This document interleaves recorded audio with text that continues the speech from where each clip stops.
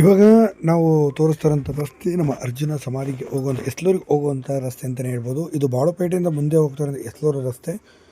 ಇನ್ನು ನಾವು ಈ ಹೋಗ್ತಿರೋಂಥ ಈ ಜಾಗದಿಂದ ಬಾಳುಪೇಟೆಯಿಂದ ಮುಂದೆ ಅಂದರೆ ನಮ್ಮ ಎಸ್ಲೂರು ಅರ್ಜುನನ ಸಮಾಧಿ ಇರುವಂಥ ಸ್ಥಳ ಸುಮಾರು ಒಂದು 30-35 ಕಿಲೋಮೀಟ್ರ್ ಆಗುತ್ತೆ ಅಲ್ಲಿಂದನೂ ಕೂಡ ಆ ಜಾಗಕ್ಕೆ. ಅಂದರೆ ಎಸ್ಲೂರಿನಲ್ಲಿ ಕಾಡಿನಲ್ಲಿ ಮಧ್ಯೆ ಇರುವಂಥ ಸಮಾಧಿ ನಮ್ಮ ಅರ್ಜುನನ ಸಮಾಧಿ. ಸ್ವಲ್ಪ ಮಟ್ಟಿಗೆ ರಸ್ತೆಯಲ್ಲಿ ಹದಗೆಟ್ಟೋಗಿದೆ, ಸ್ವಲ್ಪ ಮಟ್ಟಿಗೆ ಜಾಸ್ತಿನೇ ಹದಗೆಟ್ಟೋಗಿದೆ ಅಂತಲೇ ಹೇಳ್ಬೋದು. ಅದಕ್ಕೆ ಸ್ವಲ್ಪ ನೋಡಿ ಮಾಡಿ ಹೋಗಬೇಕು. ಸಾಧ್ಯವಾದಷ್ಟು ಟೂ ವೀಲರಲ್ಲಿ ಹೋಗಿ ಪ್ರಯತ್ನ ಪಡಿ, ಯಾಕೆಂದರೆ ಕಾರ್ಗಳು ತುಂಬ ದೂರದಲ್ಲಿ ನಿಲ್ಲಿಸೋಗಬೇಕಾಗುತ್ತೆ. ಕಾರ್ಗಳಂತೂ ತೀರ ಹತ್ರಕ್ಕೆ ಹೋಗೋಕ್ಕಾಗಲ್ಲ, ತುಂಬಾ ಗೊಚ್ಚಾಗಿರೋದು. ಮಳೆ ಸಮಯದಲ್ಲಂತೂ ತುಂಬಾ ಕಷ್ಟ ಆಗುತ್ತೆ. ಮತ್ತೊಂದು ಕಡೆ ಈ ಪ್ರಕೃತಿಯ ಮಡಿಲಲ್ಲಿ ಹೋಗೋದಕ್ಕೆ ಒಂದು ಅದ್ಭುತವಾದ ಎಕ್ಸ್ಪೀರಿಯೆನ್ಸ್ ಅಂತಲೂ ಕೂಡ ಹೇಳ್ಬೋದು. ಈಗ ಸ್ವಲ್ಪ ಮಳೆಯೆಲ್ಲ ಕಡಿಮೆ ಇರೋದ್ರಿಂದ ಚೂರು ಆರಾಮಾಗಿ ಹೋಗ್ಬೋದು ಅರ್ಜುನ ಸಮಾಧಿ ಬಳಿ. ಇನ್ನು ಆದಷ್ಟು ಮಧ್ಯಾಹ್ನದ ಒಳಗೆ ಹೋಗುವಂಥ ಪ್ರಯತ್ನ ಪಡಿ, ಏಕೆಂದರೆ ಅಲ್ಲೂ ಕೂಡ ಕಾಡಾನೆಗಳ ಕಾಟ ಇರುತ್ತೆ.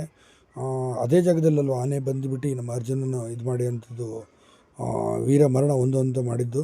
ತುಂಬ ಆನೆಗಳು ಇರುವಂಥ ಜಾಗ ಪ್ರದೇಶ ಕೂಡ ಎಸ್ಲೂರು ಅಂತಲೇ ಹೇಳ್ಬೋದು.